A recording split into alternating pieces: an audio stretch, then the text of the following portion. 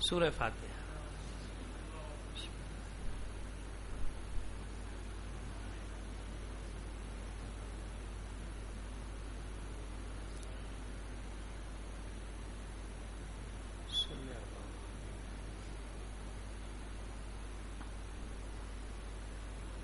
اعوذ باللہ من الشیطان الرجیم. بسم اللہ الرحمن الرحیم. الحمد للہ رب العالمین. الصلاۃ والسلام علی اشرف الانبیاء والمرسلین سیدنا و نبینا ابی القاسم محمد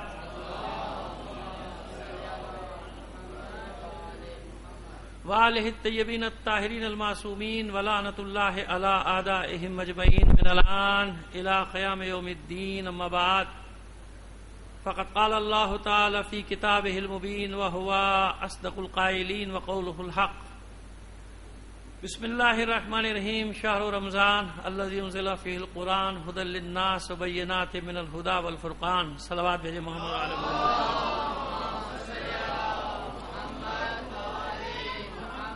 آپ سے درخواست کروں گا مرحوم سید ابو ذر کاظمی، سید حسن مجتبیٰ زیدی، سید ابو رضا، سید ابو اسماعیل، سید زاہد نقوی، سید التجا زیدی اور اپنے بھی تمام مرحومین اور شہداء کو شامل کر کے ایک سورہ فاتحہ پڑھ کر بخش دیجیے گا. بسم اللہ.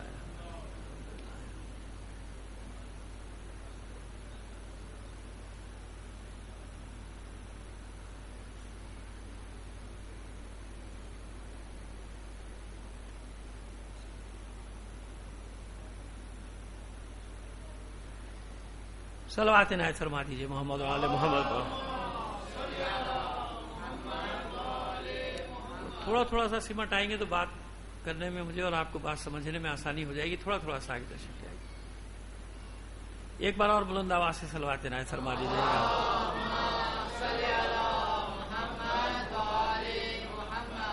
سورہ بقرہ کی 183ویں آیت سے لے کر 187-88 آیت تک یہ سلسلہ جاری ہے. میں نے تبرکاً تلاوت کا شرف حاصل کیا تاکہ موضوع کو بیان کر دیا جائے، ورنہ بات تو وہاں سے شروع ہوتی کہ یا ایھا الذین آمنوا کتب علیکم الصیام کما کتب الذین من قبلکم لعلکم تتقون. یہاں سے بات کا آغاز ہوا تو پھر بیچ میں بات آ جاتی ہے، کیونکہ ہر روز صبح شام آپ اس آیت کی تلاوت تو کم از کم اس دعا میں کرتے ہی ہیں جو آپ دعا ہر نماز کے بعد پڑھتے ہیں. اس میں یہ حصہ تو آ ہی جاتا ہے، یا دعائے سحر جو پڑھتے ہیں اس میں یہ حصہ آ جاتا ہے. اس لیے میں نے تبرکاً اس کی تلاوت کا شرف حاصل کیا. موضوع بطور کلی تو صرف روزہ ہوگا. روزہ. اب روزہ کیا ہے، روزہ کیوں ہے، روزہ کیسے ہے، روزے کے فلسفے کیا ہیں اور قوموں میں کیا ہے، اور پھر سب سے اہم بات جس پر ہم گفتگو کریں گے انشاءاللہ، کوشش کریں گے گفتگو کرنے کی، وہ ایک حدیث ہے پیغمبر ختم مرتبت صلی اللہ علیہ وآلہ وسلم. اور گزارش صرف اتنی سی ہے، کیونکہ عام انداز سے ہٹ کے، جیسا کہ عام انداز سے مراد یہ کہ عام انداز میں جو مجالس ہوتی ہیں، کیونکہ اس سے تھوڑا سا ہٹ کے گفتگو ہوگی، تو جو حضرات پہلے دن آ رہے ہیں وہ آتے رہیں، وقت پر آتے رہیں گے تو انشاءاللہ ہمیں آسانی ہوگی. کیونکہ مشکل یہ ہوتی ہے کہ جو باتیں ہم پہلے کر چکے ہوتے ہیں، بعد میں جب مجمع آتا ہے اس نے وہ تو سنی نہیں ہوتی. اب اس کے ذہن میں وہ سوال پیدا ہوتا ہے جس کا جواب ہم پہلے ہی دے چکے ہوتے ہیں، وہ ہمیں بھی مشکل ہو جاتی ہے، اسے بھی مشکل ہو جاتی ہے. اب دوبارہ سے وہ ریپیٹ تو کرنے سے رہے مجلس پوری کی پوری. اس لیے گزارش یہ ہے کہ جو پہلے دن آ رہے ہیں کم از کم وہ حضرات وقت پر آتے رہیں گے تو کچھ بات ہو جائے گی. ایک حدیث ہے، اور وہ حدیث یہ ہے حضور ختم مرتبہ صلی اللہ علیہ وآلہ وسلم کی. پہلے حدیث کی تعریف کر دیں، یہ بھی بڑی اہم بات ہے. دیکھیے، اگر ہم معنی کی حدیث کی گہرائی میں جائیں گے نا تو قرآن بھی حدیث ہے. قرآن بھی کیوں؟ حدیث کی تعریف عام طور پہ یہ کی جاتی ہے کہ جو پیغمبر ختم مرتبہ صلی اللہ علیہ وآلہ وسلم کا فرمان ہے، جو آپ نے فرمایا وہ حدیث ہے. تو سوال یہ ہے کہ قرآن مجید کس کی زبان پہ جاری ہوا ہے؟ قرآن ہے، اللہ کا کلام ہے. غلط فہمی میں نہ رہیے گا، اللہ کا کلام ہے. لیکن اگر میں نے کہا کہ گہرائی میں جائیں تو قرآن کسی زبان پہ جاری ہوا ہے؟ رسول کی زبان. یہ تو امانت ہے نا، امین ہے رسول، کہ اپنے کلام کو اپنا کہا اور اللہ کی طرف سے جو آیا اسے اللہ کا کلام کہا. ورنہ ہمیں کوئی اچھا جملہ مل جائے کسی عالم کا، خطیب کا، تو ہم اس کا نام ہی نہیں لیں گے، ہم اپنے نقطہ کر کے بیان کر دیتے ہیں. ہم سے مراد ہے کہ عام طور پہ، ورنہ میری کوشش تو یہ ہوتی ہے جس عالم کا نقطہ ہے اسی کا بیان کیا جائے. ورنہ عمر یہ کرتے ہیں نا کہ بھائی اچھی بات ہے، اچھا جملہ ہے، بڑا بھاری جملہ ہے، داد زیادہ ملے گی، اپنے نام سے کہو، اس کا نام کیوں لو. لیکن اسی لیے امین ہے خدا کا رسول کہ اس بہترین کلام کو کہ جو حشو و زوائی سے بالکل عاری ہے، خالی ہے، نہ اس میں کچھ زیادہ ہے نہ کچھ کم ہے، اسے کہہ دیا اللہ کا کلام ہے تو وہ اللہ کا کلام ہے، وہ حدیث نہیں ہے. اب بات واضح ہو گئی. ورنہ تو یہ کہا جا سکتا نہیں کہ حضور کی زبان پہ جو کلام جاری ہو وہ حدیث ہے. تو قرآن مجید بھی کس کی زبان میں جاری ہوا؟ اور قرآن مجید میں خود قرآن کو بھی احسن الحدیث کہا گیا. اس لیے میں نے کہا تاکہ اور غلط فہمی آپ کی دور کر دوں کہ قرآن مجید میں بھی اس قرآن مجید کو، اس کلام کو کیا کہا گیا ہے؟ احسن الحدیث. اس کو بھی حدیث ہی کہا گیا. لیکن بہرحال یہ اللہ کا کلام ہے. اور جو حضور فرمائے، جو آیات الہی جسے وہ نہ کہیں کہ یہ آیت الہی اللہ کا کلام ہے، تو وہ کیا ہوگا؟ حدیث. حالانکہ جو حضور فرما رہے ہیں وہ بھی اللہ کے حکم سے فرما رہے ہیں. ایسے ہی ہے نا، ان ہوا الا وحی یوحی، وحی کے بغیر بات ہی نہیں کرتے.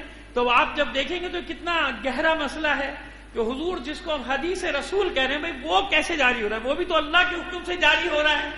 مگر یہ کتنا باریک سا پورے سرات کا سا مسئلہ ہے کہ حدیث رسول اور کلام الہی، حالانکہ دونوں فرمان رسول کی زبان پہ جاری ہو رہے ہیں. قرآن کو قرآن نے حدیث کہا ہے، اور حدیث جسے ہم کہہ رہے ہیں وہ بھی اللہ کے حکم سے جاری ہونے والا کلام ہے. ٹھیک ہے. تیسری قسم حدیث کی کیا ہے؟ حدیث قدسی. حدیث قدسی اللہ کا وہ فرمان ہے کہ جو قرآن نہیں ہے، حضور کی زبان پہ جاری ہو رہا ہے. اس میں لفظ آگے پیچھے ہو سکتے ہیں. تو یہ سب سمجھ میں آ گئی دو قسمیں، ایک حدیث رسول، ایک حدیث قدسی. اور قرآن اللہ کا کلام. لیکن میں نے عرض کر دیا کہ اس تمام کلام کی تینوں جو قسمیں ہیں یہ سب جاری ہو رہی ہیں کس کی زبان پہ؟ رسول خدا کی زبان، آپ کی زبان. لیکن یہ آپ کی امانت داری ہے، اس لیے اللہ نے امین قرار دیا کہ جو قرآن ہے اسے قرآن کہا، جو اپنا قول ہے اسے اپنا قول کہا، اور جو ملائکہ کے ذریعے سے الگ سے احکام جاری و لولا کا لما خلقت الافلاق، اگر آپ کو خلق نہ کرتا تو افلاق یہ عالمین ہی خلق نہ کرتا. یہ کیا کہلائی؟ حدیث قدسی. بس اسی طرح کی ایک حدیث قدسی ہے کہ حضور فرما رہے ہیں لیکن فرمان الہی ہے. ایسا فرمان الہی جو قرآن میں نہیں ہے بلکہ حدیث قدسی کہلاتا ہے. اور وہ حدیث قدسی کیا؟ صوم لی وانا اجزی بہ، روزہ میرا ہے یا میرے لیے ہے اور میں ہی اس کی جزا بھی. عام طور پہ آپ سنتے رہے ہیں، یہ حدیث سنتے رہتے ہیں. لیکن سوال یہ پیدا ہوتا ہے یہاں پر، جواب تو اس کے بہت سارے، جو ظاہری جواب ہیں بہت سارے ہیں، لیکن ہم ذرا گہرائی میں جانا چاہتے ہیں. ٹھیک ہے. الصوم لی وانا اجزی بہ، فرمان رب العزت ہے، حدیث قدسی میں ارشاد ہو رہا ہے کہ روزہ میرے لیے ہے، روزہ میرا ہے اور میں ہی اس کی جزا دوں گا. میں آپ سے یہ سوال کرتا ہوں کہ باقی عبادتیں کس کے لیے کرتے ہیں آپ؟ فرمان الہی ہے الصوم لی، روزہ میرے لیے ہے. اچھا نماز کس کے لیے پڑھتے ہیں آپ؟ حج کس کے لیے کرتے ہیں آپ؟ زکوٰۃ کس کے لیے دیتے ہیں؟ خمس کس کے لیے دیتے ہیں؟ جتنی بھی عبادات ہیں قربتاً اللہ ہے نا بھائی، اللہ کے لیے تو کر رہے ہیں. اچھا ان کی جزا کون دے گا؟ ان کی جزا کوئی اور دے گا؟ اب سوال پیدا ہو گیا. سوال یہ کہ صوم لی وانا اجزی بہ، روزہ میرا ہے، میرے لیے، اور میں ہی اس کی جزا دوں گا. تو باقی عبادات کی جزا کون دے گا؟ باقی عبادات کی جزا بھی تو اللہ دے گا نا. نماز کی، حج کی، خیرات کی، زکوٰۃ کی، خم کی، جتنی بھی نیکیاں، مسجد بنانا ہو، یہ کرنا ہو، وہ کرنا ہو، جو بھی ہو، اس کی جزا کون دے گا بھائی؟ اللہ دے گا نا. ان اجریہ الا علی اللہ. اور سوائے اس کے نہیں ہے اس کا اجر، ہم تم ہمیں کیا اجر دو گے؟ اجر اس کا کون دے گا؟ اس کا اجر کس پر ہے؟ اللہ پر ہے. ایسا نا قرآن مجید میں جا بجا ارشاد ہوا ان اجریہ الا علی رب العالمین، ان اجریہ الا علی اللہ. اس قسم کی انین الفاظ سے مناسبت رکھتی ہوئی آیات ہیں قرآن مجید کہ انبیاء نے کہا کہ تم ہمیں کیا اجر دو گے؟ لوگوں سے کہا ہمیں اجر دے گا اللہ. تو ہر فعل کی جزا کون دے گا؟ اللہ دے گا. پھر یہاں خاص طور پہ کیوں کہا وانا اجزی بہ؟ روزہ میرے لیے ہے اور میں ہی اس کی جزا بھی دوں گا تو باقی عبادتیں کس کے لیے ہیں؟ ہر عبادت کی نیت ہے قربتاً اللہ، اللہ کے لیے انجام دے رہا ہوں، اور اس کی جزا بھی اللہ دے گا۔ یہ سوال ذہن میں رکھیے، ٹھیک ہے؟ 2-3 سوال اٹھاتے ہیں، پھر جوابات کی طرف آئیں گے۔ اب آ جائیے اس طرف، جو ہم نے آیت سرنامے کلام ایک حصہ قرار دیا، باقی آیات پڑھتے رہیں گے روز، ان کی انشاءاللہ تشریح کرتے رہیں گے۔ اس لیے عرض کیا کہ ذرا بالکل ہوشیار ہو کے بیٹھیے گا، جس کو نیند آئے آرام سے جا کے سو جائے، باہر بہت ساری جگہ ہے لان میں سونے کی، مطلب کچھ بیان کرنا چاہ رہے ہیں آپ کے سامنے، ٹھیک ہے؟ نہیں ہمیں کوئی اعتراض نہیں ہوگا، لیکن یہاں بیٹھ کے نہ سوئے، سونا ہو جا کے سو جائے، آرام سے سو جائے، ہمیں کسی کی نیند پر نہ مجھے قابو ہے نہ اسے قابو ہے، جس کو نیند آئے وہ سو جائے جا کے، منع تھوڑی ہے اس کو، مگر یہاں جب بیٹھے فرش پہ تو اطمینان سے آنکھیں کھول کے بالکل ہوشیاری کے ساتھ بیٹھے۔ میرے سامنے خاص طور پہ شہر رمضان الذی انزل فیہ القرآن، یہ رمضان کا مہینہ جس میں قرآن مجید کو نازل کیا گیا، اور یہ بھی آپ کو کی خدمت میں عرض کر دیں کہ جتنے بھی صحیفے یا کتابیں ہیں یہ سب رمضان ہی میں نازل ہوئی ہیں، یہ بھی بتا دیں تاریخ وار۔ ابھی آج مقدمے کی مجلس ہے نا، اس میں وہ چیزیں ساری جو انشاءاللہ 8-9 دن بیان کی جانی ہے، ان سب کا مقدمہ آپ کے سامنے رکھ رہے ہیں کہ یہ تفصیل پھر بعد میں آئے گی۔ جیسے کتاب کا مقدمہ ہوتا ہے نا، اس میں سب چیزیں خلاصتاً بیان کی جاتی ہیں جو کچھ کتاب میں ہوتا ہے، تو وہ سب آپ کے سامنے بھی رکھ رہے ہیں کہ کیا کیا باتیں ہوں گی انشاءاللہ۔ تمام کتابیں رمضان میں نازل ہوئی، روزہ رکھنا بھی واجب رمضان میں، اور ایسے مقامات بھی آئے کہ جہاں روزہ کھولنا بھی واجب اسی رمضان میں، روزہ رکھنا بھی حرام قرار دیا گیا اسی رمضان کے مہینے میں۔ ایک ایسا وقت بھی آیا کہ روزے کو حرام قرار دے دیا کہ روزہ رکھنا حرام ہے، نہیں رکھو روزہ، ایسا ہوا؟ بتا دیں گے کب ہوا۔ پہلے لفظ رمضان پر بحث کرتے ہیں، کیونکہ اس کے معنی عام طور پہ بہت سادہ سے بتا دیے جاتے ہیں، گہرائی میں جاتے ہیں۔ رمضان کا معنی کیا ہے؟ اب جب کسی عربی میں کسی بھی لفظ کا معنی تلاش کرنا پڑے گا تو اس کے مصدر کی طرف جانا پڑتا ہے۔ مصدر یعنی جہاں سے چیزیں مشتق ہوتی نکلتی ہیں، مصدر کا معنی ہے نکلنے کی جگہ۔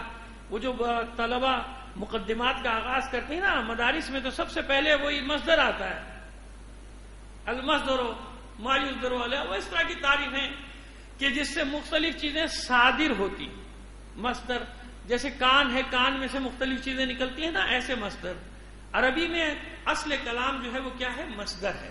مصدر سے ساری چیزیں نکلیں گی، جو بھی فعل، فاعل، مفعول، اسم، یہ سب مصدر سے نکلتا ہے۔ اس کا مصدر کیا ہے؟ 2 مصدر ہیں اور دونوں کے معنی متضاد ہیں، بالکل مختلف معنی۔ رمضان 2 مصدر سے بنتا ہے، یا بنا ہے یا بنا ہوگا، یا کس سے بنا مجھے نہیں معلوم، لیکن مصدر 2 ہیں، اور ان 2 مصدر جو ہیں ان دونوں کے بالکل مصادر، یوں نہیں کہہ سکتا کہ تثنیہ ہے، 2 مصدر ہیں، 2 مصدر ہیں، دونوں کا بالکل مختلف معنی ہے، اور دونوں کے مصدر میں را میم زواد ہے، رمزن، لیکن ایک مصدر جو ہے اس میں آخر میں الف لگا دیا گیا ہے، رمزا یا رمزن، اور اسی سے رمضان بنا ہے، یا اس سے بنا ہے یا اس سے بنا ہے۔ اب دونوں کا معنی کیا ہے؟ دونوں کا معنی بالکل مختلف، ایک دوسرے کی ضد ہے، یوں سمجھ لیجئے کہ آگ اور پانی، دونوں معنی بالکل الگ ہیں۔ اب وہ جہاں جس مصدر میں الف آ رہا ہے، را میم واد اور الف، اس کے معنی ہیں ایسا پتھر تپا ہوا، جلا ہوا، اتنا گرم پتھر کہ اس پر جو کچھ رکھ دیا جائے وہ جل جاتا ہے، جو کچھ رکھ دیا جائے وہ جل جائے گا۔ اور را میم زواد رمزن، جہاں زواد پہ ختم ہو گیا مصدر، اس کے معنی ہیں وہ بارش کہ جو ہر چیز کو دھو دے۔ میں نے کہا نا آگ اور پانی، کتنے مختلف معنی ہوں گے، لفظ ایک ہی ہے، دونوں کے معنی کیا ہے؟ مختلف۔ اس کے معنی ہے کہ ایسا پتھر جلا ہوا گرم پتھر کہ جس پہ جو کچھ رکھا جائے وہ جل جائے گا۔ اور اس رمز کے معنی ہے ایسی بارش کہ جو ہر چیز کو دھو کے گزر جائے۔ اور علماء کہتے ہیں کہ صاحب دونوں سے رمضان ہو سکتا ہے، دونوں سے یہ رمضان بن سکتا ہے، ہمیں نہیں پتا کس سے بنا، مگر دونوں سے بن سکتا ہے۔ اگر وہ جس میں الف آ رہا ہے اس مصدر سے بنا ہے تو اس کا معنی بھی یہی نکلتا ہے، رمضان الف نون کا اضافہ کر دیا جاتا ہے، رمضان، اس لیے کہ وہ جلا کے راکھ کر دیتا ہے مومنین کے گناہوں کو، مومنین کے گناہوں کو جلا دیتا ہے، ختم کر دیتا ہے۔ اور اگر اس رمضان سے نکالا جائے جو بارش جو ہر چیز کو دھو دیتی ہے، تو کیا اس کا مطلب ہوتا ہے کہ مومنین کے گناہوں کو دھو دیتی؟ یہاں بھی مانا، حالانکہ دونوں متضاد مانے، لیکن علماء نے یعنی علماء نحو نے جو اس کے معنی نکالے، اب اس کے لیے ابھی مثالیں بعد میں دیں گے۔ اسی لیے عرفا کہتے ہیں کہ رمضان وہ مہینہ ہے جو انسان کو جلا بھی دیتا ہے اور جلا بھی دیتا ہے۔ اب دیکھیے محاورتی ترجمہ کتنا آسان ہو گیا نا۔ اب دیکھیے اردو میں بھی، دیکھیے یہ اردو کا بھی کمال اتنا تو مان لیجئے نا کہ اردو نے بھی بدل ضرور دے دیا اس لفظ کا۔ جیسے وہاں ایک ہی لفظ ہے را میم ضاد، دو بالکل متضاد مانے، یہاں بھی جیم لام اور الف، زبر لگا دیا تو کچھ اور مانے، زیر لگا دیا تو بس۔ یہ اردو سیکھنے کی بات ہے۔ ویسے تو اب اردو سیکھنے کی ضرورت نہیں رہی، کیونکہ اردو کا ماشاءاللہ جنازہ بڑی دھوم سے نکل رہا ہے، چینلز کے ذریعے سے بھی، اسکولوں کے ذریعے سے بھی، پڑھائی کے ذریعے سے بھی کوئی ضرورت نہیں رہی نا، بچوں کو اردو کی ضرورت نہیں رہی، انگلش ہے جو کچھ ہے ان کے لیے نا، اس سے وہ جو کچھ چاہے بننا ہے ان کو سب کچھ اس سے بننا ہے، اس سے تو کچھ بننا نہیں۔ اس لیے ساری قومیں دیکھیں غیر ترقی یافتہ ہیں جنہیں انگلش نہیں آتی، فرانسیسی جاہل ہیں، جرمنی جاہل ہیں، جاپانی جاہل ہیں، چینی جاہل ہیں، اسپینش جاہل ہیں، اٹالین جاہل ہیں، ایرانی بھی جاہل ہیں، جہاں جہاں انگلش نہیں ہے وہ ساری قومیں جاہل ہیں۔ اس لیے ہمارا پورا زور انگلش سیکھنے پر ہے کہ جب تک انگلش نہیں سیکھیں گے جہالت دور نہیں ہوگی، حالانکہ جہالت میں کیسا اضافہ ہو رہا ہے وہ آپ کے سامنے ہے۔ صلوات بھیج دیجیے محمد آل محمد پر۔ میں نے کتنی دنیا کی بڑی بڑی جاہل قوموں کا آپ کو نام گنا دیا کہ جہاں بیچارے انگلش نہیں بولنا نہیں جانتے، اس لیے پوری قوم وہ جاہل ہیں، نہ کچھ بنا سکے نہ کچھ پیدا کر دے، کچھ نہیں۔ ہم ترقی کی طرف بڑھ رہے ہیں کیونکہ ہم نے اردو چھین لی ہے، اپنی قومی زبان کو دفن کر دیا ہے کہیں لے جا کے، اور اس کی جگہ یہ سب رائج۔ خیر، تو میں بتا رہا تھا کہ دیکھیے وہ جب اس کا رمز کا عربی میں بھی یہی ہوا کہ ذرا سا ایک الف آگے آیا تو کیا بن گیا؟ جلا دینا، اور الف ہٹا دیا تو دھو دینا، یعنی زندگی دے دینا، تازگی دے دینا، زندگی دے دینا، ایسا ہی ہوا نا۔ بس اردو میں جب عرفا اس کا ترجمہ کرتے ہیں تو کہتے ہیں رمضان کا معنی جلا دینا بھی ہے، جلا دینا بھی ہے، یعنی جلا دینا اس معنی میں کہ انسان کے گناہوں کو جلا دیتا ہے، اور جلا دینا اس معنی میں کہ انسان کو نئی زندگی رمضان کے بعد عطا کر دیتا ہے، نئے طریقے سے پیدا ہو جاتا ہے۔ اب یہ دو معنی بالکل آسان ہو گئے، سمجھ میں آ گئے رمضان کے معنی۔ صلوات بھیجیے محمد آل محمد پر۔ اب آئیے، اب روایات کا سہارا لیتے ہیں، تو اب اتنی بات تو سمجھ میں آ گئی نا کہ جو بھی معنی لے، اسی لیے فقہا نے دونوں معنی لکھے، بلکہ اور بھی کئی معنی لکھے، مگر ہم آسانی کے لیے یہ دو معنی آپ کے سامنے پیش کر رہے ہیں، تاکہ اتنا کہ جتنا آسانی سے سمجھ میں آ جائے، آپ جواب دے سکیں، آپ کو پتہ چل جائے رمضان جب آئے تو رمضان کا معنی کیا ہوتا ہے۔ رمضان کا معنی یہ ہوتا ہے ہر مہینے کا۔ اور پھر ایک بات اور بھی، اس زمانے میں کیونکہ گرم ترین مہینہ یہ ہوتا تھا ان کا، تو اس لیے اس کو کیا کہتے تھے وہ رمضان کا مہینہ، جیسے شعبان رجب اور رمضان کے بیچ میں وہ گھاٹی کی بنیاد کے اوپر رکھا جاتا تھا، ہر مہینے کا کچھ نہ کچھ معنی ہے عربی میں، تو اس گرمی کی وجہ سے اس کو رمضان نام دے دیا گیا تھا۔ لیکن ہم روایات کے حساب سے اس لیے کہہ رہے ہیں کہ کہیں بھی انبیاء تو سب جگہ آئے نا، تو جہاں بھی آئے، مگر جو صحیفے نازل ہوئے، جیسے جناب ابراہیم علیہ السلام پر جو صحیفے نازل ہوئے وہ 6 رمضان تھی، رمضان کی 6 تاریخ تھی جب وہ صحیفے، اس سے تمام پر جو یہ صحیفے اور کتابیں نازل ہوئی، تقریباً جو میں نے روایتیں دیکھی ہیں وہ سب کی سب اسی بات پہ دلیل ہیں، یعنی دال ہیں اس بات پر کہ وہ تمام کی تمام کتابیں رمضان میں نازل ہوئی ہیں۔ اب آئیے حدیث، جب حضور سے پوچھا کہ رمضان کو رمضان کیوں کہا جاتا ہے، سوال کرتے تھے نا صحابہ کرام صلی اللہ علیہ رضوان اللہ تعالی علیہم اجمعین ومنتخبین ومنتجبین، تو خیر اب پوچھا کہ رمضان کو رمضان کیوں کہا جاتا ہے، تو آپ نے فرمایا کہ ارمز اللہ فیہ ذنوب المؤمنین، اللہ اس مہینے میں، اب دیکھیے یہاں بھی ارمزہ کے دونوں معنی ہیں، ارمز اللہ فیہ ذنوب المؤمنین، اللہ اس مہینے میں مومنین کے گناہوں کو جلا ڈالتا ہے۔ اور دوسرا ترجمہ کر لیجئے، اللہ اس مہینے میں مومن کے گناہوں کو دھو ڈالتا ہے۔ ارمزا کے دونوں معنی ہیں، حالانکہ وہاں ترجمہ جلانے کا ہی کیا گیا، احترقہ، رمزا احترقہ یعنی جلا دینا، تو معنی میں کوئی فرق نہیں پڑتا، جو بھی معنی آپ کر لیں۔ ارمز اللہ فیہ ذنوب المومنین وغفرہا، غفر لہا، اور ان کی مغفرت بھی کر دیتا ہے، ان کے گناہوں کو جلا دیتا ہے، ان کے گناہوں کو دھو ڈالتا ہے، ان کو نئی زندگی دے دیتا ہے، ان کے گناہوں کو جلا دیتا ہے، ان کی زندگی کو جلا دیتا ہے، جلا بخشتا ہے، اور ان کی مغفرت کر دیتا ہے۔ اب یہاں ارمزا کا ترجمہ جو کیا گیا وہ جلانا ہی کیا گیا ہے، لیکن میں اس لیے پیش کر رہا ہوں کہ اگر آپ دوسرا معنی بھی کریں گے تو کوئی فرق نہیں پڑتا، چاہے جلا دیتا ہے چاہے دھو دیتا ہے، معنی ایک ہی، حالانکہ دونوں متضاد ہے معنی، آگ اور پانی، مگر یہاں رمضان کے معنی میں دونوں کا بالکل اتفاق آ جاتا ہے، دونوں وہ معنی کر لیں یہ معنی کر لیں۔ اب آئیے ایک اور حدیث، ایک صلوات اور عنایت فرمائیے محمد آل محمد پر۔ اب آج میں نے اس کیا نا کہ پہلا دن ہے تو پہلے جو ہم نے موضوع رکھا ہے اس کا معنی تو پیش کر دیا جائے نا، آپ کے سامنے معنی پیش ہو جائے گا، آگے بھی بات کرنے میں بہت آسانی ہمیں ہوتی چلی جائے گی، بہت زیادہ۔ اب پھر ارشاد فرماتے ہیں خدا کے رسول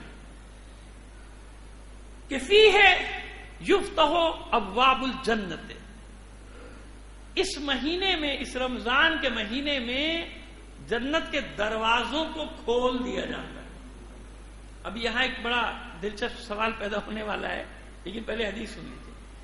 فیہ یفتح ابواب الجنت ویغلق ابواب النار ویغلق الشیاطین، جہنم کے دروازوں کو بند کر دیا جاتا ہے اور شیاطین کو بھی بند کر دیا جاتا ہے۔ بس کتنا عجیب ہے وہ شخص کہ جو اس مہینے میں بھی اپنی مغفرت نہ کرا سکے، فمتا، بس وہ کب اپنی معافی کروائے گا؟ جو اس مہینے کو کھو دے اور اس مہینے میں اپنی معافی نہ کروا سکے، اپنی مغفرت نہ لے سکے، فمتا، پھر وہ کب، پھر اور کس دن میں وہ اپنی مغفرت طلب کر سکتا ہے، اپنی نجات کی امید رکھ سکتا ہے؟ اور بعض روایات میں فماتا، جس نے اس مہینے میں بھی مغفرت طلب نہیں کی یعنی نہ لے سکا، وہ مر گیا، ختم ہو گیا، یعنی پھر اس کی مغفرت کا امکان نہیں، یہ مہینہ بھی اگر اس کے ہاتھ سے نکل گیا، فمتا یا فماتا دونوں جگہ، یہاں بھی دونوں معنی صحیح۔ بس اس مہینے میں جنت کے دروازوں کو کھولا جاتا ہے، جہنم کے دروازوں کو بند کیا جاتا ہے، شیاطین کو بھی بند کر دیا جاتا ہے۔ پھر ایک حدیث اور ہے، سوالات پیدا کرتے چلے جائیں پھر جوابات آئیں گے، کہ روزے دار کو جنت میں بھیجا جائے گا تو ایک خاص دروازہ ہوگا، وہاں سے بھیجا جائے گا، روزے دار کو خاص دروازے سے بھیجا جائے گا۔ اچھا سوال یہ کہ غیر روزے داروں کو، وہ روزے ہی نہیں رکھتا، اس کا مطلب یہ ہوا کہ غیر روزہ دار بھی جنت میں جائے گا نا؟ روزے دار کے لیے ایک خاص دروازے، سوال کیا بھائی، پڑھے لکھے آدمی نے سوال کا بڑا، آپ دیکھنا کتنا اچھا سوال ہے، بھائی مولوی صاحب یہ حدیث بیان کر رہے ہیں ٹی وی پہ، اور یہ حدیث ہے ہمارے یہاں بھی، ان کی بھی حدیث ہے، متفق علیہ، اس میں کوئی اختلاف نہیں ہے کہ روزے دار کے لیے خاص دروازہ ہوگا، اس خاص دروازے سے روزے دار کو جنت میں بھیجا جائے گا۔ تو اس کا مطلب یہ ہوا کہ جو روزہ نہیں رکھتے وہ اطمینان رکھے، وہ بھی جنت میں جائیں گے، وہ اس دروازے سے نہ جائیں دوسرے دروازے سے چلے جائیں گے، یہی مطلب نکلا نا۔ کہ ایک خاص دروازے کا کیا مطلب ہوا کہ اسے خاص دروازے سے بھیجا جائے گا، تو مطلب ہے کہ غیر روزے دار بھی تو روزہ، بے روزے دار بھی ہوں گے، تو روزہ نہیں رکھتے تو مطمئن ہو گیا بے روزے دار کو، جنت میں تو جانا ہے، وہ خاص دروازے سے چلے جاؤ بھائی، وی آئی پی سے چلے جاؤ، ہم ادھر سے چلی جائیں گے، ایسا ہے نا؟ سوال ہوتے ہیں، یہ بہت سارے سوال۔ اسی طرح وہ کہ صوم لی وانا عجیب، یہ ساری چیزیں کلیئر ہوتی چلی جائیں تو روزے کا کنسیپٹ انسان کو سمجھ میں آ جاتا ہے کہ کیا ہے، صرف بھوک اور پیاس نہیں۔ دیکھیے صوم لی کا کیا مطلب ہے، اور پھر ایک اور حدیث بھی، اس کو بھی ساتھ ہی ملا دیتے ہیں اس کے آج مقدمے کے طور پہ۔ الصوم الجنہ من النار، ایک ڈھال ہے، ایک سپر ہے جو آگ سے بچاتی ہے۔ روزہ ایک ڈھال ہے جو جہنم کی آگ سے بچا لے، ڈھال بن جاتے ہیں۔ روزہ کیا بنے گا؟ ڈھال بن جائے گا، جہنم کی آگ سے بچا لے گا۔ تو باقی عبادتیں سب عبادتیں اپنی جگہ ہے نا معتبر. یہ تمام چیزوں کو اکٹھا کیجئے. اب لے کر بات کو چلتے ہیں کہ صوم کیا ہے. فلیصم ہو جو قرآن مجید بار بار ارشاد فرما رہا ہے کہ روزہ رکھو. فلیصم لعلکم تتقون تاکہ تم متقی بن جاؤ, تاکہ تمہیں تقوی اور پرہیزگاری آ جائے. روزہ میرے لیے دیکھیے پہلا ظاہری معنی کیا ہے اس کا. ظاہری معنی یہ ہے کہ آپ جتنی بھی عبادتیں انجام دیتے ہیں حرکات و سکنات اس میں آپ کے وجود حرکت کرتا ہے نا.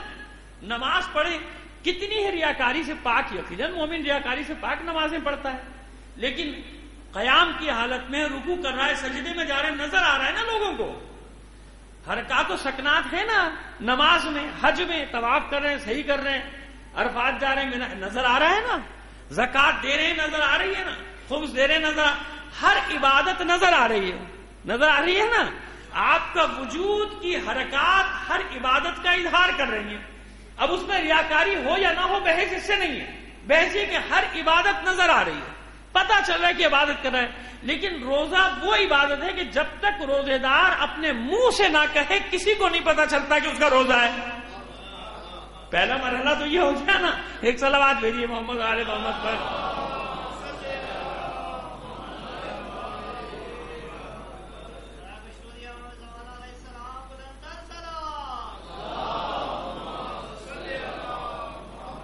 جب تک اپنی زبان سے نہ کہے کسی کو پتا چلے گا روزہ ہے.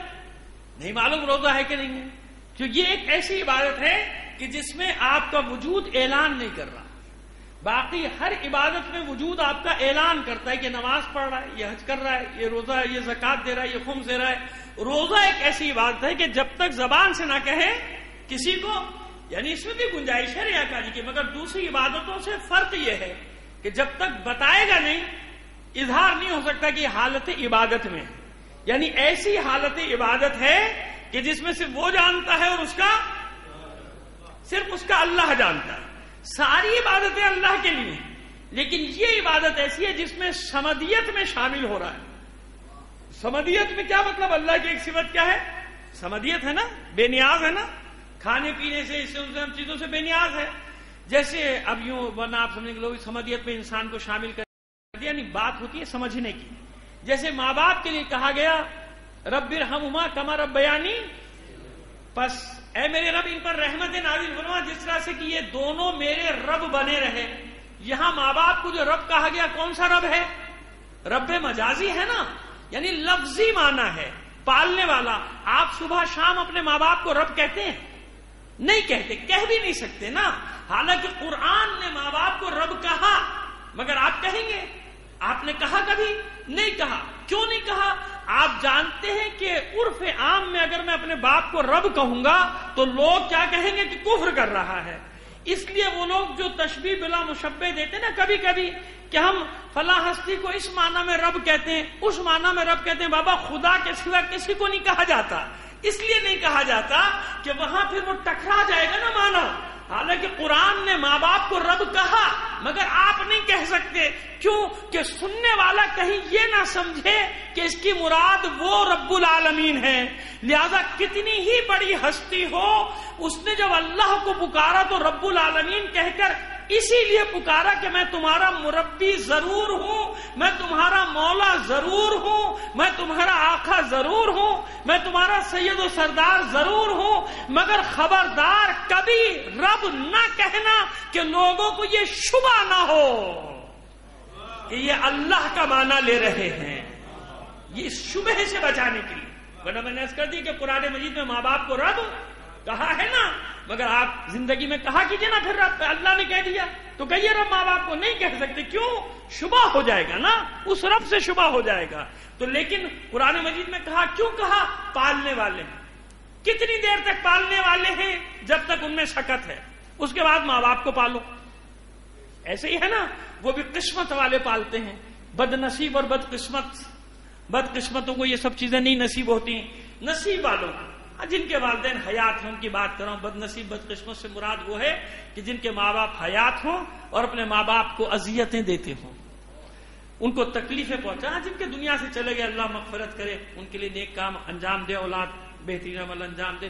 کہنے کا مطلب یہ ہے میرا کہ کب تک پالتے ہیں؟ ایک معینہ مدت تک نا، لیکن اللہ کیا ہے؟ رب العالمین کا پالنے والا.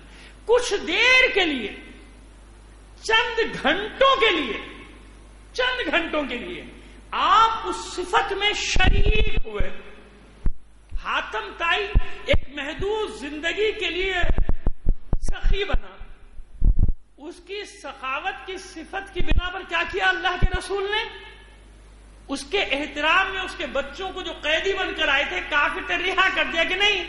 ان کے باپ میں اللہ کی ایک صفت تھی سخاوت، سخی تھا، لہذا اس کے احترام میں ان کو چھوڑ دیا جائے. حاتم طائی کا مذہب کیا تھا؟ اس وقت تو اسلام آیا ہی نہیں تھا، ہمیں اس سے بحث نہیں، لیکن رسول نے چھوڑ دیا نا. یعنی اللہ کی صفت سے مراد متصف ہونا یہ ہے.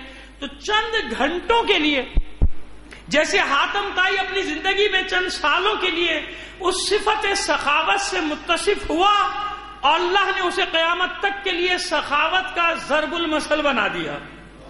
ضرب المثل بن گیا نا. تو بس یہ انسان، یہ مومن، یہ مسلمان چند گھنٹوں کے لیے اس صفت سمدیت سے متصف ہو جاتا ہے. یعنی کھانے پینے سے پرہیز کرتا ہے، سمدیت ہے نا وہ. بس اس سمدیت سے کیونکہ متصف ہوتا ہے چند گھنٹوں کے لیے، صرف چند گھنٹوں کے لیے متصف ہونے کی بنا پہ اللہ کیا کہتا ہے کہ بس کیونکہ میری صفت کے ساتھ. دیکھیے نماز میں اللہ سے متصف نہیں ہو رہا، حج میں اللہ سے متصف نہیں ہو رہا، اللہ طواف نہیں کرتا، اللہ صحیح نہیں کرتا، اللہ عرفات میں قیام نہیں کرتا. میرا معاذ اللہ سمجھانے کے لیے ایک بات کرنا نہیں کرتا نا. کہیں بھی کسی بھی عبادت میں متصف نہیں ہوتا اللہ کے ساتھ. اس بھوک اور پیاس میں اس سمدیت سے متصف ہوتا ہے. چند گھنٹوں کے لیے، صرف چند گھنٹوں کے لیے اللہ کی صفت سے متصف ہوتا ہے، سمدیت سے.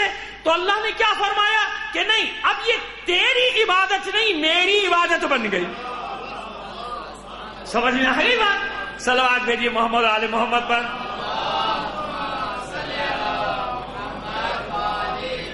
اور بہت سارے پہلو نکالیں گے اس سے. ابھی تو یہ ہم نے وہ مانا جو ظاہری مانا جو علماء نے کیا ہے، عام طور پر جو کیا وہ کیا، جو خاص مانا بیان کریں گے وہ بھی علماء نے بیان کیا. لیکن دیکھیے وہ بات وہاں تک پہنچتی ہے یا نہیں؟ پہلے اسی بات کو سمجھ لی. جب سمجھ میں آ گیا سمدیت سے کچھ گھنٹوں کے لیے متصف ہوا، الصوم لی، میں اس کی جزا دوں گا، یہ میرا ہے، روزہ میرا ہے، میرے لیے.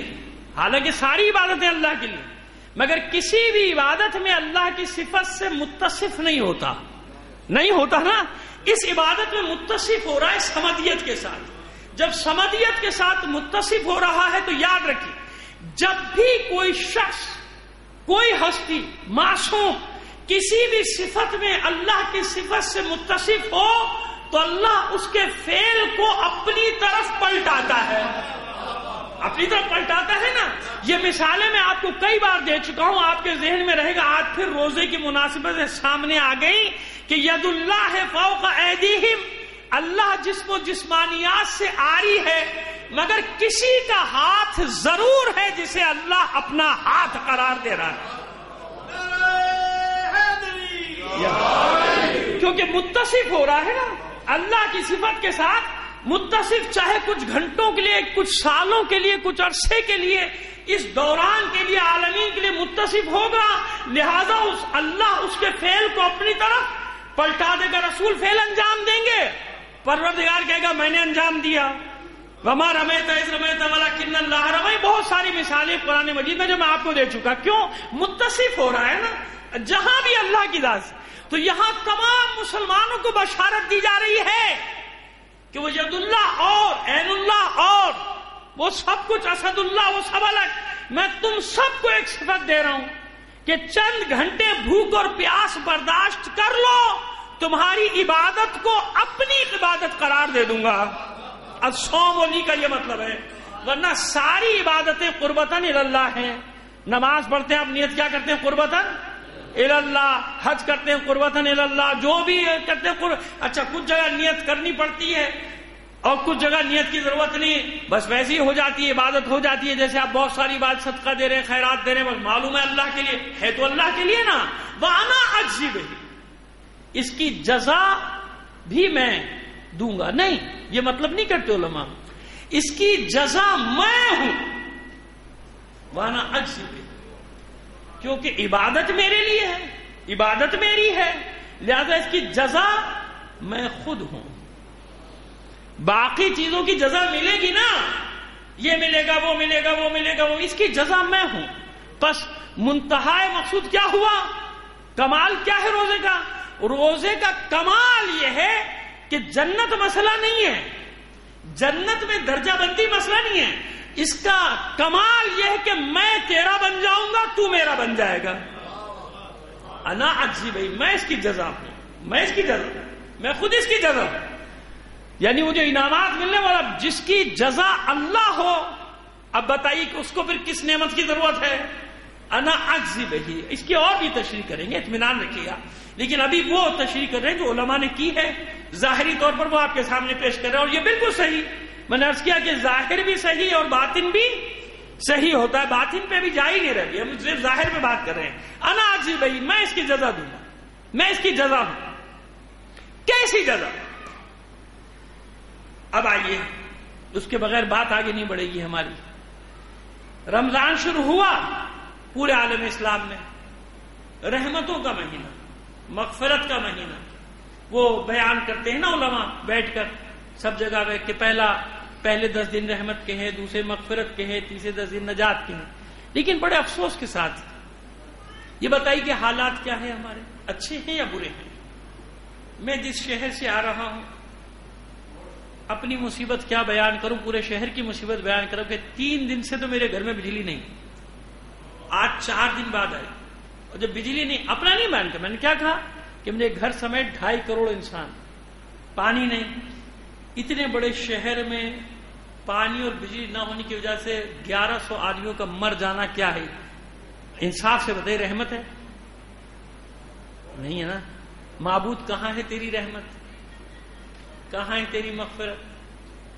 کہاں ہے تیری نجات؟ پہلے وہ بھوک سے مر رہے تھے مٹھی میں، اب گرمی سے لوگ مر رہے ہیں. جیسے مچھلی مرتی ہے نا، جب اس کو ساحل پر ڈال دیا، آپ نے دیکھا نا، ایسے اس کے منہ ہل رہا ہوتا ہے اور دم نکل رہا ہوتا ہے، بالکل جاں بلب. لوگ ایسے دیکھے ہیں ٹی وی پہ جو دکھائے گئے نا، بڈھے ضعیف لوگ زیادہ مرے ہیں گرمی میں، کیونکہ ان کے بچے پانی بھی نہیں، پانی تو ان کے منہ پہ چھڑکے کیا کریں، کہاں لے جائیں؟ ٹین کی چھتوں میں رہنے والے لوگ کہاں لے جائیں؟ میرے ایک دوست نے چند روز پہلے، رمضان سے 2 دن پہلے مجھ سے کہا کہ کیا آپ سمجھتے ہیں واقعی پاکستان میں کوئی غریب ہے؟ کیونکہ وہ بہت اچھی جگہ رہتے تھے، وہ سمجھ رہے تھے کہ یہاں کوئی غریب نہیں رہتا. تو میں نے حیرت سے ان کو کہا، میں نے کہا آپ نے بھی غربت دیکھی نہیں، نہ غریب دیکھیں.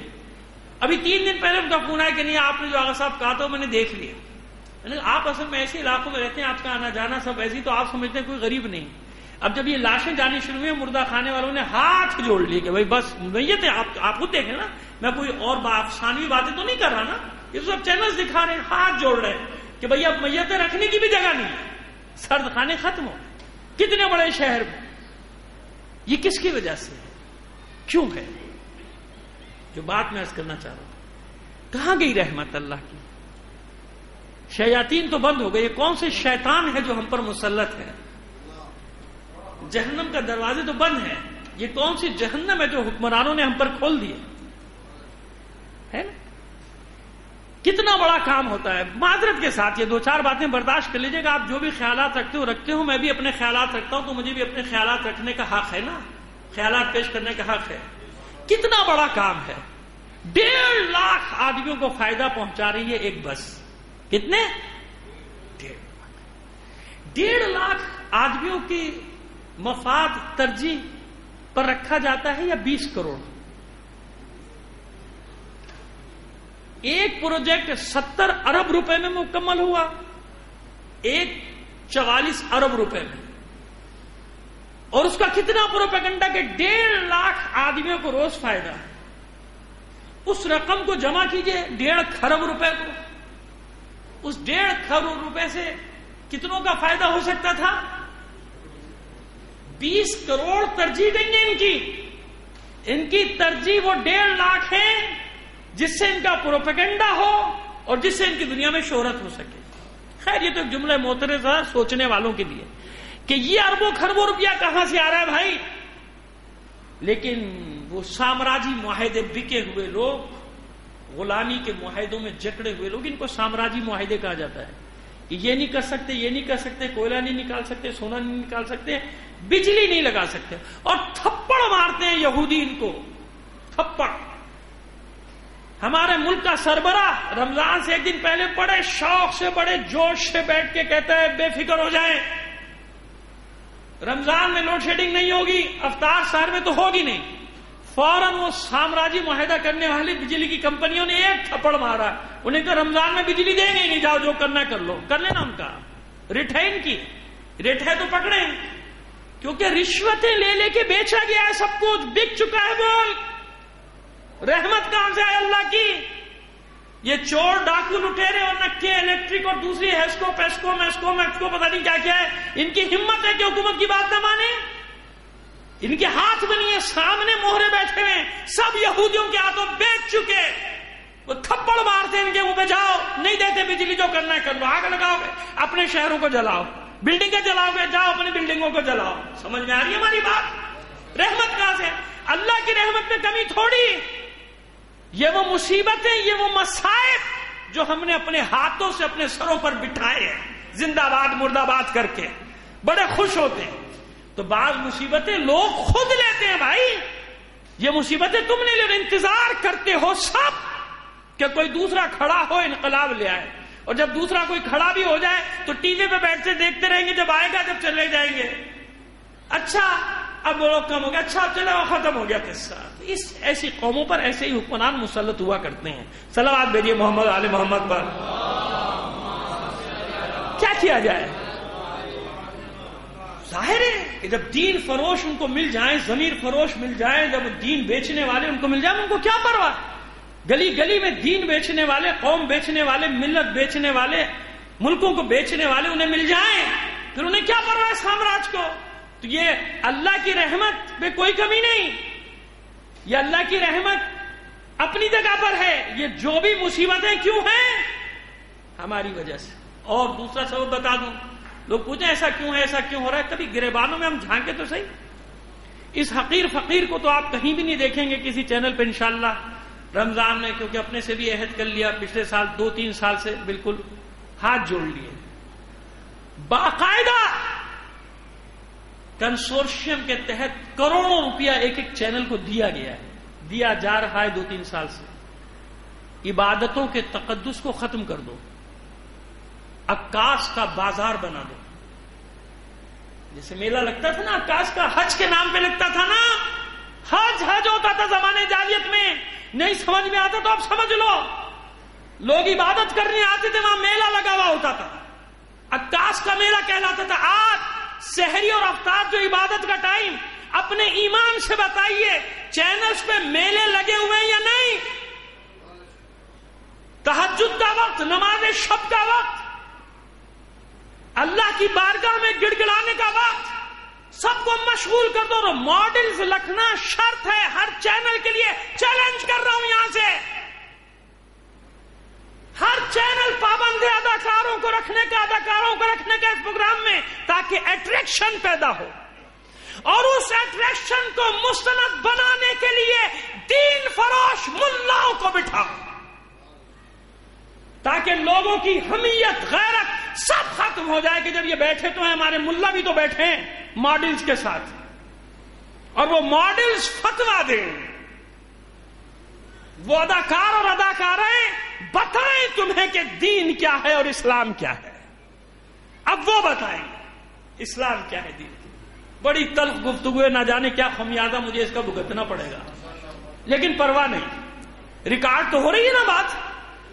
تو جو سبب پوچھتے ہو تباہی کے، تو سبب یہ ہے سحری افطار کیا بنا دیا، میلہ بنا کہ نہیں بنا؟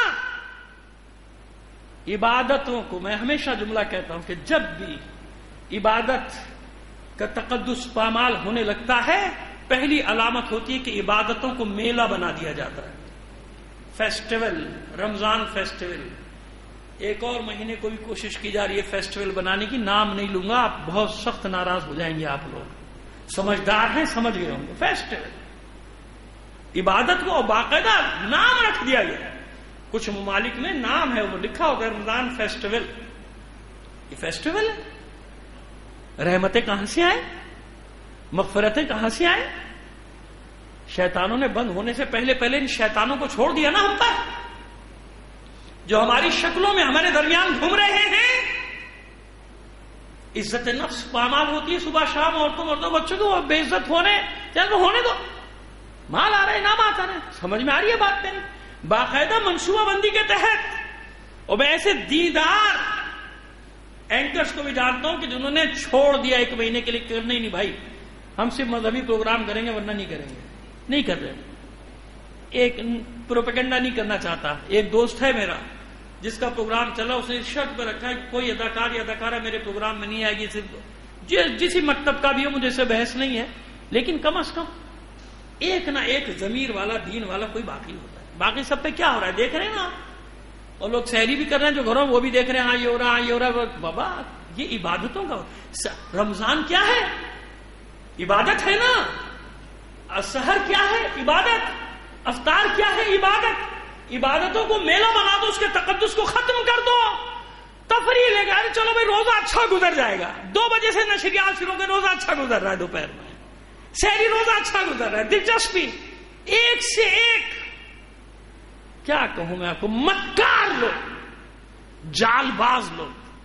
دکانیں لگی ہوئی اپنا اپنا پروپیگنڈا، ہم یہ دیں گے ہماری طرف آؤ، ہم یہ دیں گے ہماری طرف آؤ، ہم یہ دیں گے ہماری طرف آؤ. یہی ہو رہا ہے کہ نہیں ہو رہا؟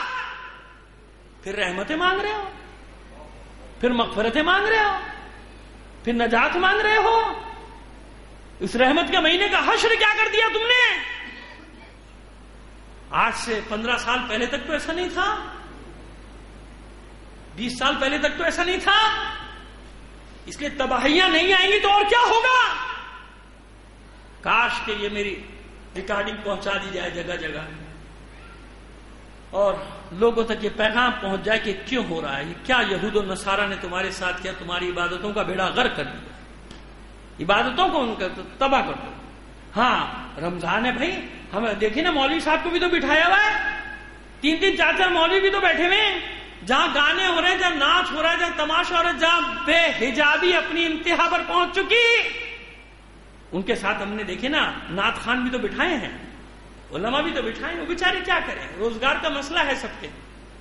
چند سال پہلے غلطی سے کوئی حوالہ دے سکتا ہے میرا، کیونکہ مجھے پتا نہیں تھا کیا ہوتا ہے، پہلی اور آخری بار گیا تھا ایک بار، اور پھر اس کے بعد توبہ کی، میں نے کہا محبوب میں نہیں توبہ کرتا ہوں، نہیں جاتا. ایسے شوز میں، اس طرح کے شوز میں کہ جہاں دین کا تماشا، دین کے نام پر دین کا تماشا بن رہا ہے. وہ کہہ رہے ہیں صاحب دیکھیے ہم تو عیدی بانٹ رہے ہیں. یہ عیدی بانٹنے کا طریقہ ہوتا ہے؟ یہ ہوتا ہے سارا کچھ ہوتا ہے، تماشے ہو رہے ہیں، تماشا تماشا.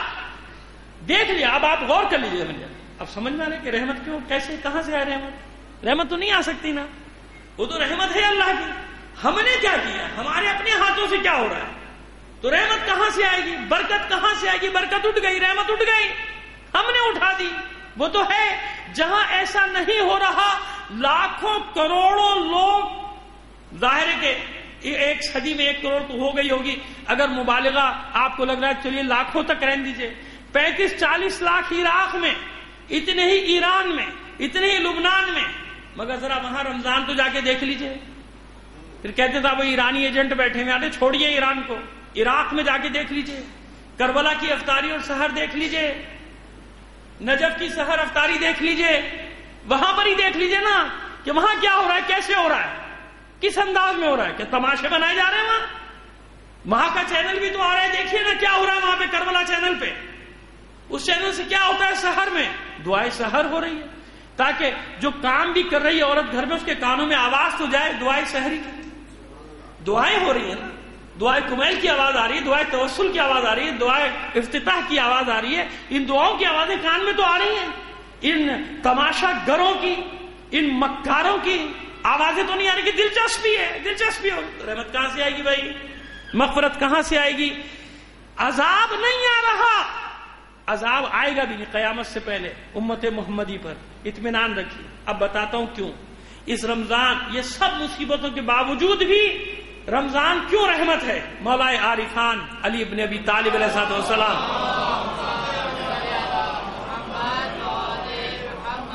فرماتے ہیں کہ اگر امت محمد پر عذاب کا ارادہ رکھتا تو کبھی ان کو روزہ نہ دیتا. سمجھ میں آئی بات؟ کبھی ان کو روزہ نہ دیتا اور سورہ قل واللہ احد نہ دیتا. یہ مصیبتیں ہیں جو ہمارے اپنے اعمال کی وجہ سے ہم پر آ رہی. عذاب ایسا نہیں ہوتا.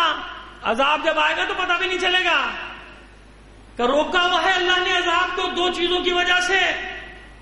اگر عذاب کا ارادہ کرتا اللہ تو کبھی ان پر روزے فرض نہ کرتا اور ان کو سورہ توحید نہ دیتا. یعنی قل واللہ احد اللہ الصمد لم یلد ولم یولد ولم یکن لہ کفوا احد. قرآن میں سورہ توحید نہ ہوتا اور عبادات میں روزہ نہ ہوتا تو کب کا اس امت پر عذاب آ چکا ہوتا.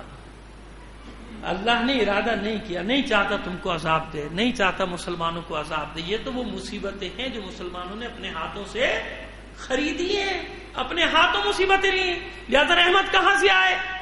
وہ تو رحمت ہے اپنی جگہ, مغفرت ہے اپنی جگہ, لیکن جب 4 دن میں قرآن ختم کرے گا, اشارہ سمجھ رہے نا, وہ اشتہارات لگے ہوتے 3 روزہ 4 روزہ 5 روزہ. وہ بابا یہ کون سی عبادت ہے؟ جب ہے کہ پورے رمضان میں پڑھنا تو پورے رمضان پڑھو. 3 دن میں ختم کر دیا ہوگا, چھٹی فارغ ہو گیا.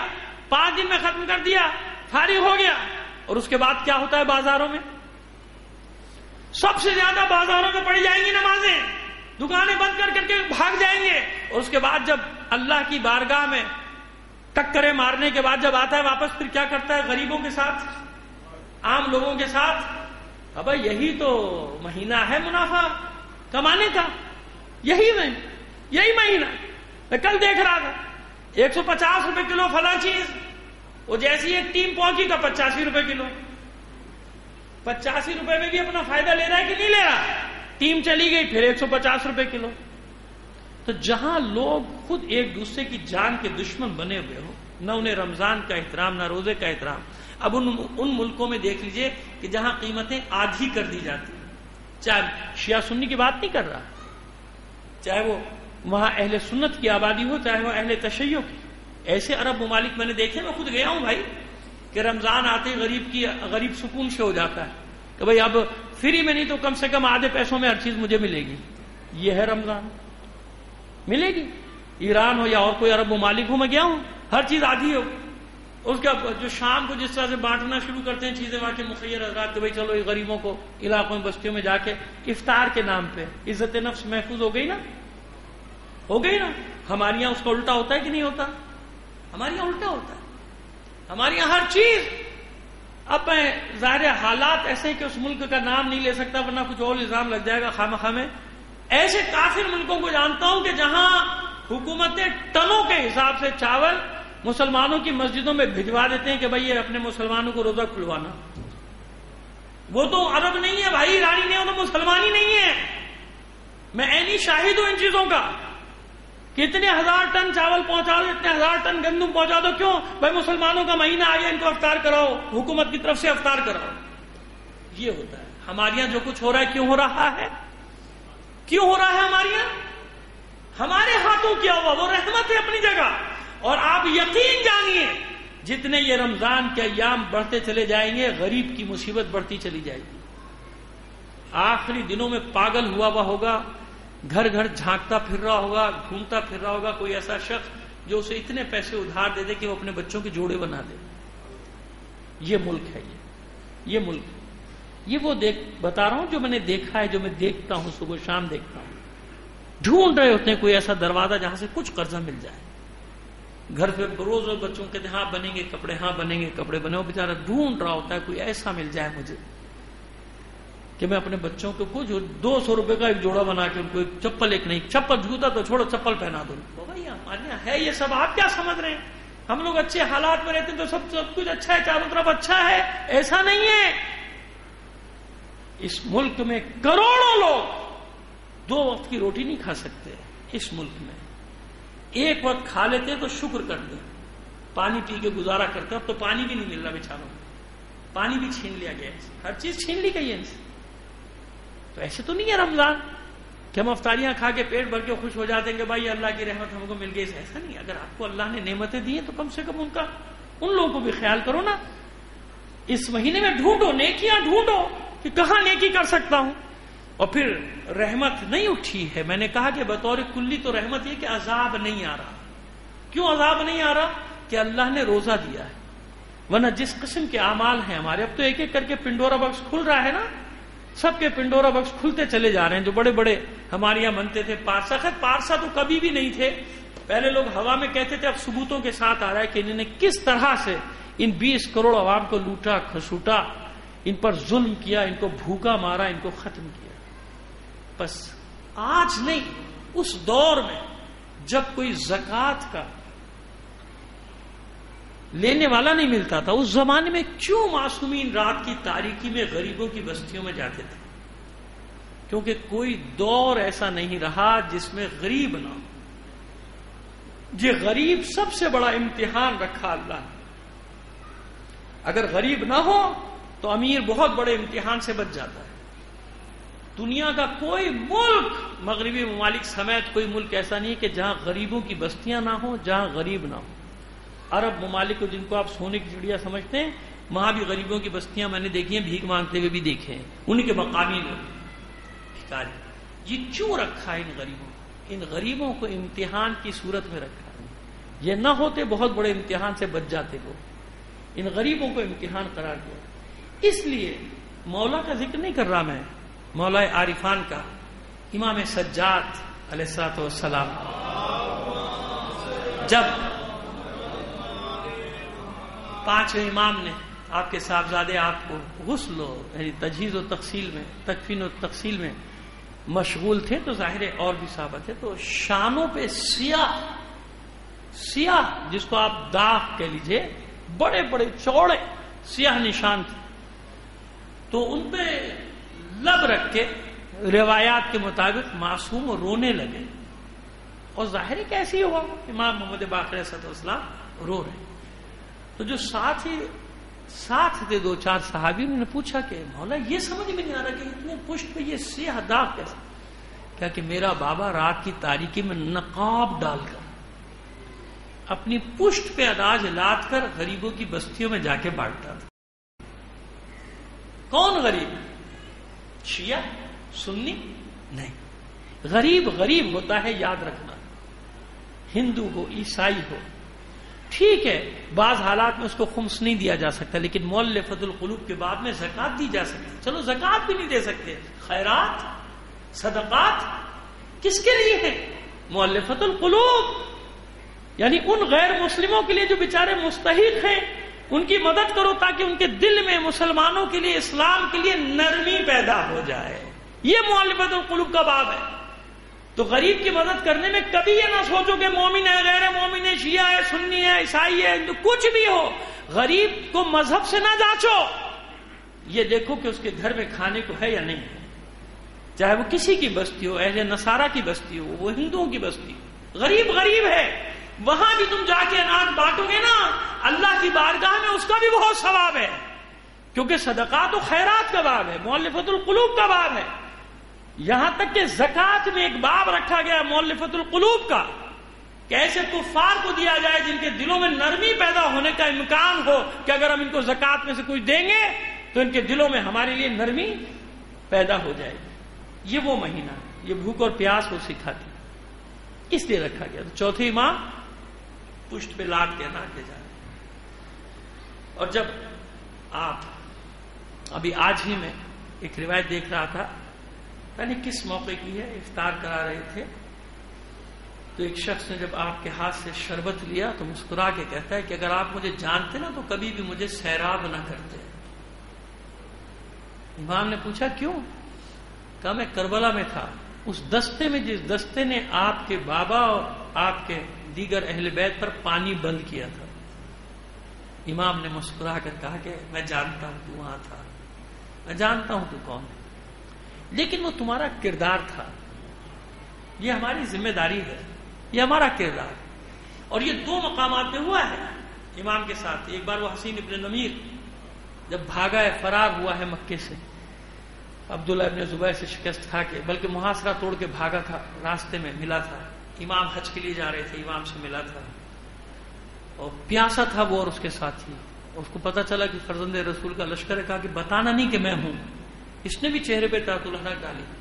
کہا فرزند رسول میں اور میرے ساتھی بڑے پیاسے ہیں. امام نے کہا مشکیزوں کی منہ کھول دو منہ سارے کہ سیراب کرو. پانی پی چکا تو پھر اس نے بھی یہی جملہ کہا تھا کہ فرزند رسول آپ نے پہچانا نہیں، پہچان لیتے تو کبھی مجھے سیراب نہ کرتے.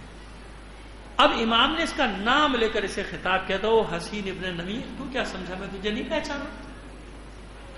میں اپنے بھائی کے سینے پر لگی ہوئی برچھی کو بھول سکتا ہوں؟ یاد رکھیے جناب علی اکبر کے سینے پر جو برچھی ماری تھی اس میں دو نام ہیں، ایک حسین ابن نمیر کا، ایک طفیل حکیم ابن طفیل کا. ان میں سے کسی ایک، سنان ابن انس، ان دونوں میں سے کسی ایک نے برچھی. تو حسین ابن نمیر کا نام لے کر امام فرماتے ہیں کہ میں اپنے بھائی کے سینے پر لگی ہوئی برچھی بھول سکتا ہوں، لیکن وہ تمہارا کردار تھا. یہ نہیں ہو سکتا کہ تم آؤ ہمارے در پہ بھوکے پیاسے اور ہم تمہیں خالی ہاتھ لوٹا دیں. آپ جانتے ہیں کہ جب عبداللہ ابن حنظلہ غسیل الملائکہ کا قیام ہوا، یزید کے آخری دور میں اس کے خلاف مدینے میں بغاوت ہوئی اور مسلم بن عتبہ لشکر لے کر حملہ آور ہوا، اور مدینے کے لوگوں نے مروان کے گھر پر حملہ کر دیا تھا، کیونکہ مروان ظاہر بنی امیہ کا حامی تھا. حملہ کر دیا تھا کہ اس کے لوٹ لیا جائے، اس کے گھر کو جلا دیا جائے. جانتے کس نے پناہ دی اس مروان کو؟ جو مروان ذمہ دار ہے واقعہ کربلا کا تاریخی پس منظر کے تحت. اس کو، اس کے بیوی کو، اس کے بچوں کو، اس کی بہنوں کو، اس کی خواتین کو امام اپنے گھر میں لے کر آ گئے اور مدینے کے لوگوں سے کہا خبردار یہ میری پناہ میں ہے. کب؟ واقعہ کربلا کے بعد. واقعہ کربلا ہو چکا، اپنے بدترین دشمن کو جس پر زیارت عاشورہ میں لعنتیں بھیجی گئی ہیں مروان پر نام لے کے، اس مروان کو، اس کے بیوی بچوں کو، عورتوں کو، بہنوں کو اپنے گھر میں پناہ دی. تو شیعوں کو کچھ سیکھنا چاہیے کہ نہیں؟ کیوں ایسی زبان استعمال کرتے ہو؟ کیوں ایسا عمل کرتے ہو کہ دوسروں کو موقع ملے تم پر دشنام ترازی کرنے کا؟ ہم ان اماموں کے ماننے والے ہیں. اپنے بابا کے قتل میں شریک لوگوں پر جب خطرات لاحق ہوئے، امام نے اپنے گھر کے دروازے کھول دیے کہ یہاں پناہ لو. اور مروان بھی جانتا تھا کہ میری عزت سوائے فرزند رسول کے گھر کے کہیں محفوظ نہیں ہے. یہاں آ گیا تھا، جانتا تھا مدینے کے لوگ یہاں حملہ نہیں کریں گے. اب مجھے بتائیے کیا اس وقت سید سجاد کو شام کا منظر نہیں یاد آیا ہوگا؟ کوئی ایک پناہ دینے والا نہ تھا، کوئی ایک دروازہ کھولنے والا نہیں تھا سید سجاد کے لیے، کہ جس منظر کے لیے جناب سید سجاد خون کے آنسو روتے رہے 35 سال. شام شام شام، اس طرح سے ہمیں شام کے بازاروں میں لایا گیا جیسے زنجبار کے حبشی غلاموں اور کنیزوں کو بیچنے کے لیے لایا گیا. کیا منظر ہوگا جس منظر کو امام یاد کرتے تھے. اور سب کلمہ پڑھنے والے جتنے بھی ہیں، جو منظر تھا وہ عجیب و غریب منظر تھا کہ جب شام کا بازار میں داخل ہونے سے پہلے 3 دن تک شام کے باہر روکا گیا، دمشق کے باہر روکا گیا. کیوں؟ ابھی سجاوٹ مکمل نہیں ہوئی. 3 دن یا 9 دن یا 9 گھنٹے جو بھی تھا بہرحال. اور اس کے بعد پھر حکم دیا گیا کہ اب سجاوٹ مکمل ہو گئی، سب کو لے آؤ، قیدیوں کو لاؤ. کون قیدی ہے یہ؟ ابھی دن میں 5 بار جس کی اذان دے گا، گواہی دے گا اشہد ان محمد رسول اللہ کہے گا، اس کا خاندان ہے، اس کے بچے ہیں، اس کی بیٹیاں، اس کے نواسیاں ہیں، اور دمشق کے لوگ سب کلمہ گو ہیں. اور جب یہ داخل ہوا ہے اسیروں کا قافلہ تو چند قدم آگے جاتا تھا، یوں سمجھ لیجئے کہ 1 قدم آگے جاتا تھا، 10 قدم پیچھے دھکیل دیا جاتا تھا. اتنا ہجوم، بالا خانوں پہ عورتیں بچے سب بیٹھے ہوئے تماشا کریں. یہاں تک ہے کہ بعض افراد نے کنکر تک مارے ہیں اوپر سے بیویوں کے برہنہ سروں پر. اور سید سجاد کا عالم یہ ہے کہ زنجیروں میں جکڑا ہونا الگ، اور توق کا وزن بتاتے ہیں نہ معلوم کتنے من کا توق تھا جو گلے میں تھا، جس کے وزن سے بیمار کا سر نہیں اٹھتا تھا امام کا. میں کہتا ہوں بابا یہ نہیں ہے مسئلہ، توق کا وزن سے بحث نہیں ہے، وہ کتنا ہی وزنی ہو. سید سجاد سر اٹھا نہیں سکتا تھا. سر اٹھائے کیسے؟ زمین میں نظریں گڑی رہتی تھیں، کیونکہ سید سجاد جب سر اٹھاتے تھے یا نو کے نیزہ پہ بابا کے سر پہ نگاہ پڑتی تھی یا ناکوں پر ماں بہنوں کے کھلے سروں پہ نگاہیں ٹھہرتی تھی. الا لعنت اللہ علی القوم الظالمین وسیعلم الذین ظلموا ایام منقلب ینقلبون. بار الہ بحق محمد و آل محمد ہمارے اس قلیل عمل کو قبول فرما لے. اپنی حاجات اپنے امام زمانہ کے توسل سے تیری بارگاہ میں پیش کرتے ہیں. دنیا میں جہاں کہیں بھی مومنین آباد ہیں ان کی جان و مال عزت و آبرو کی حفاظت فرما. عزاداران حسین کو اپنے حفظ و امان میں رکھ. جو مومنین عزادار ہونے کے جرم میں شہید کر دیے گئے انہیں شہدائے کربلا کے ساتھ محشور فرما. جو بیمار ہیں زخمی ہیں بے حق بیمار کربلا ان سب کو شفاء کاملہ و عاجلہ عطا فرما. جو اسیر ہیں بے حق اسیران کربلا انہیں رہائی عطا فرما. معبود دنیا میں جہاں کہیں بھی مومنین باطل قوتوں سے برسر پیکار ہیں انہیں فتح و نصرت عطا فرما. دشمنان اسلام کو شکست فاش سے دوچار کر دے. بار الہ یمن شام لبنان عراق میں جس فتنے نے سر ابھارا ہے اس فتنے کا سر کچل دے. معبود مومنین مجاہدین کو سر بلندی کامیابی اور فتح و نصرت عطا فرما. ہمارے ملک کی حفاظت فرما. ہماری سرحدوں کی حفاظت فرما. ہماری پاک افواج کو جلد از جلد دہشت گردوں پہ آخری ضرب لگانے کی توفیق عطا فرما. بار الہ دہشت گردوں کو نیست و نابود کر دے. ان کے ٹھکانوں کو برباد کر دے. معبود ان کے سرپرستوں کو ذلیل و رسوا کر دے. معبود مسلمانان عالم میں بالعموم مومنین میں بالخصوص اتحاد اتفاق الفت اور محبت پیدا کر دے. ہم اس قابل نہیں اس قابل بنا دے جب تک آخری حجت کا ظہور ہو تو ہم اس کے ادنا سے سپاہیوں میں شامل ہو سکیں. تعجیل فرما ظہور امام زمانہ. میں آپ سے درخواست کروں گا سید ابو ذر کاظمی سید حسن مشتبہ زیدی سید ابو رضا سید ابو اسماعیل سید زاہد نقوی سید ارتجا زیدی اپنے تمام مرحومین اور تمام شہداء کو شامل کر کے ایک سورہ فاتحہ پڑھ کر بخش دیجیے گا.